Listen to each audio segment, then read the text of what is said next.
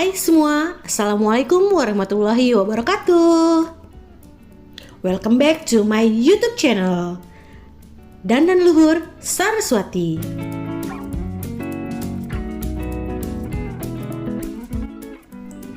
Sebelum kalian lanjut nontonnya, jangan lupa like, share, dan subscribe channel ini ya. Selamat menonton, semoga bermanfaat ya.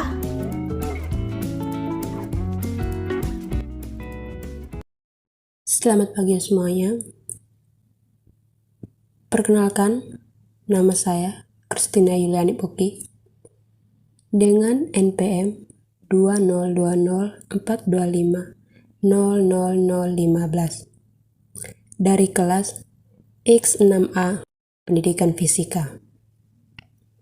Di sini saya akan mempresentasikan tugas pengelolaan manajemen dengan submaterinya yaitu hakikat laboratorium. Baik, untuk materi pertama yaitu pengertian laboratorium. Menurut Jafar Madina 2012, laboratorium yaitu tempat riset ilmiah, eksperimen, pengukuran atau pelatihan ilmiah yang dilakukan laboratorium biasanya dibuat untuk memungkinkan dilakukannya kegiatan-kegiatan tersebut secara terkendali. Laboratorium adalah tempat belajar mengajar melalui media praktikum yang dapat menghasilkan pengalaman belajar di mana siswa berinteraksi dengan berbagai alat dan bahan untuk mengobservasikan gejala-gejala yang dapat diamati secara langsung dan membuktikan sendiri sesuatu yang dipelajari. Laboratorium merupakan salah satu unsur terpenting dalam mendukung kegiatan pembelajaran fisika di sekolah maupun perguruan tinggi yang menuntut adanya pembuktian antara teori yang diketahui dengan keadaan nyata. Yang kedua adalah hakikat laboratorium.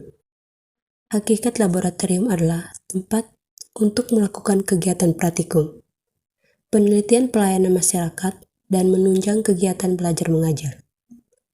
Laboratorium ilmiah biasanya dibedakan menurut disiplin ilmunya, misalnya laboratorium fisika. Adapun 4 alasan yang menguatkan peran laboratorium, yaitu yang pertama, praktikum membangkitkan motivasi belajar sains atau IPA. Dalam belajar, siswa dipengaruhi oleh motivasi. Siswa yang termotivasi untuk belajar akan bersungguh-sungguh dalam mempelajari sesuatu. Melalui kegiatan laboratorium, siswa diberi kesempatan untuk memenuhi dorongan rasa ingin tahu dan ingin bisa.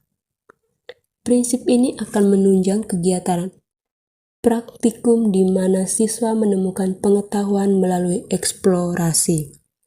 Yang kedua, praktikum mengembangkan keterampilan dasar melalui eksperimen.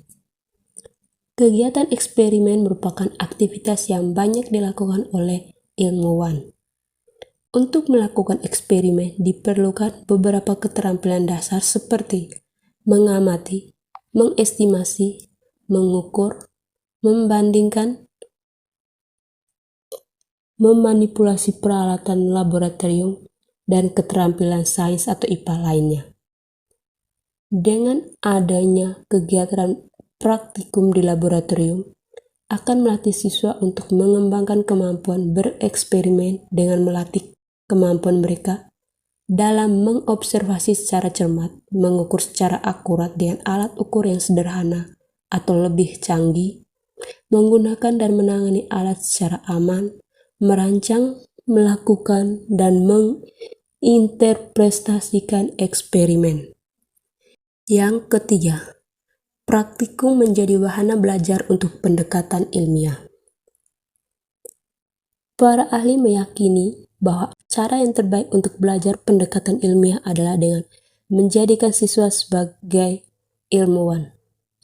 Pembelajaran sains atau IPA sebaiknya dilaksanakan melalui pendekatan inquiry ilmiah untuk menumbuhkan kemampuan berpikir, bekerja dan bersikap ilmiah, serta mengkomunikasikannya sebagai aspek penting kecakapan hidup.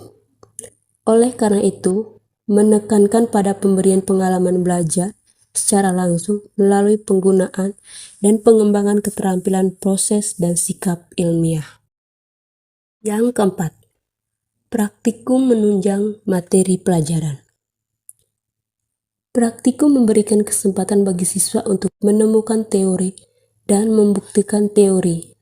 Selain itu, praktikum dapat dalam pembelajaran sains atau IPA membentuk ilustrasi bagi konsep dan prinsip IPA atau sains itu sendiri. Dalam kegiatan tersebut dapat disimpulkan bahwa praktikum dapat menunjang pemahaman siswa terhadap materi pelajaran. Yang berikutnya adalah macam-macam laboratorium. Terdapat beberapa macam laboratorium, di antaranya sebagai berikut. Yang pertama, laboratorium pendidikan. Laboratorium yang digunakan untuk pendidikan terutama SD, SMP, dan SMA. Yang kedua adalah laboratorium riset.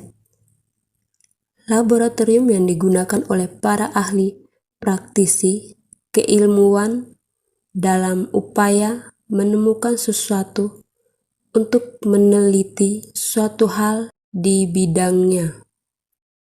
Selanjutnya adalah manfaat laboratorium. Manfaat laboratorium yaitu sebagai sumber belajar dan mengajar, sebagai metode pengamatan dan metode percobaan, sebagai prasarana pendidikan atau sebagai wadah dalam proses belajar mengajar.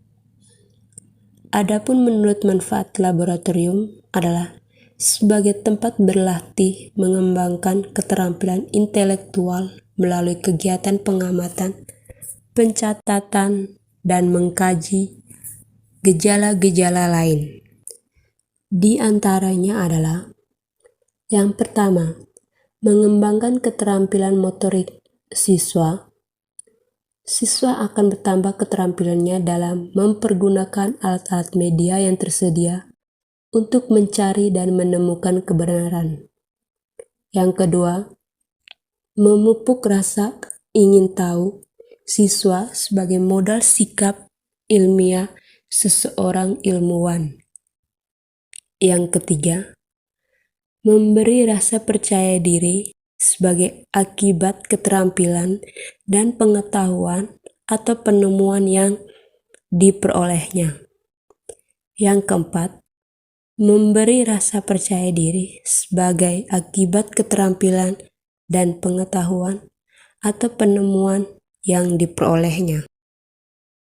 Selanjutnya adalah adapun faktor penyebab kurangnya optimal laboratorium digunakan. Yang pertama, kemampuan dan penguasaan guru terhadap peralatan dan pemanfaatan bahan praktek masih belum memadai.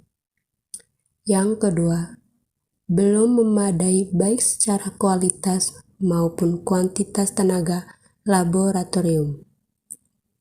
Yang ketiga, banyak alat-alat laboratorium dan bahan yang sudah rusak yang belum diadakan kembali dan tidak cukupnya keterbatasannya alat-alat dan bahan yang mengakibatkan setiap siswa mendapat tidak cukup atau keterlibatan alat-alat dan bahan mengakibatkan siswa tidak dapat belajar untuk eksperimen. Sedangkan ditinjau dari segi pendayagunaan, ada dua sumber belajar, yaitu sumber belajar yang dirancang atau sengaja dibuat untuk digunakan dalam kegiatan belajar. Yang kedua, sumber belajar yang tidak dirancang atau tidak sengaja dibuat untuk membantu mencapai tujuan pembelajaran. Adapun kelebihan laboratorium. Yang pertama, kelebihan dari laboratorium yaitu melibatkan siswa secara langsung dalam mengamati suatu proses. Yang kedua, siswa dapat meyakini akan misalnya karena langsung mendengar, melihat, meraba, dan mencium yang sedang dipelajari. Yang ketiga, siswa cenderung tertarik pada objek nyata di dalam sekitarnya. Yang keempat, membangkitkan rasa ingin tahu, memperkaya pengalaman, keterampilan kerja, dan pengembangan ilmiah.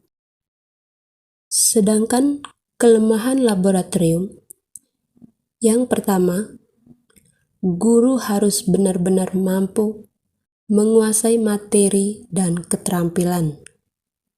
Yang kedua, tidak semua mata pelajaran dipraktekkan dan tidak semua diajarkan dengan metode praktek.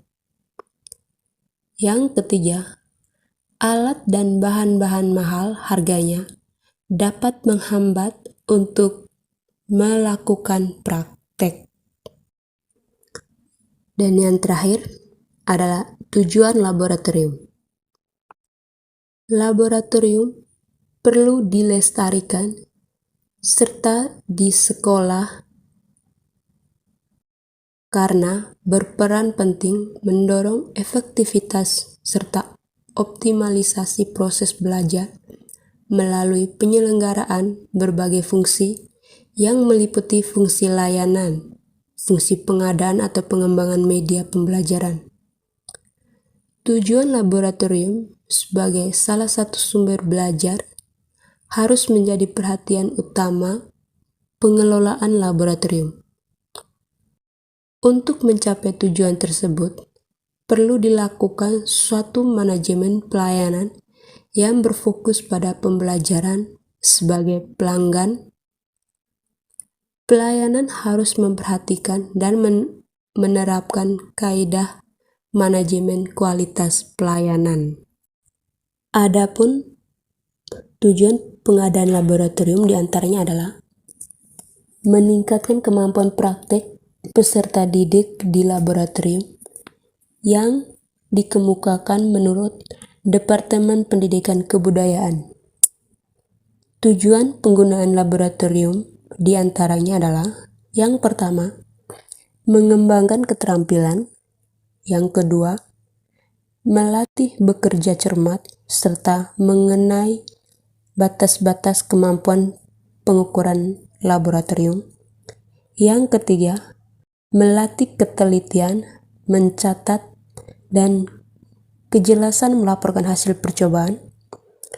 Yang keempat, melatih daya berpikir kritis, analitis, melalui penafsiran eksperimen. Yang kelima, memperdalam pengetahuan. Yang keenam, mengembangkan kejujuran dan rasa tanggung jawab. Dan yang ketujuh, melatih merencanakan dan melaksanakan percobaan lebih lanjut dengan menggunakan bahan-bahan dan alat yang ada. Dengan adanya tujuan laboratorium, terdapat juga fungsinya. Di antaranya, yang pertama, memberikan kelengkapan bagi pelajaran yang telah diterima, sehingga antara teori dan praktek bukan merupakan dua hal yang terpisah. Yang kedua, memberikan keterampilan kerja ilmiah bagi mahasiswa atau para siswa itu sendiri. Yang ketiga, memberikan dan memupuk keberanian untuk mencari hakikat kebenaran ilmiah dari suatu objek dalam lingkungan alam dan lingkungan sosial. Yang keempat, menambah keterampilan dalam menggunakan alat dan media yang tersedia untuk mencari dan menemukan kebenaran. Yang kelima, memupuk rasa ingin tahu mahasiswa mahasiswi sebagai modal sikap ilmiah seorang calon ilmuwan. Dan yang terakhir, memupuk dan membina rasa percaya diri sebagai akibat keterampilan yang diperoleh, penemuan yang dapat dalam proses kegiatan kerja laboratorium. Sekian presentasi dari saya. Jika masih ada kekurangan dalam hasil presentasinya, saya minta maaf. Dan jika ada salah kata dalam penyampaian materinya, saya juga meminta maaf. Terima kasih atas waktu yang telah diberikan kepada saya. 1, 2, 3, and...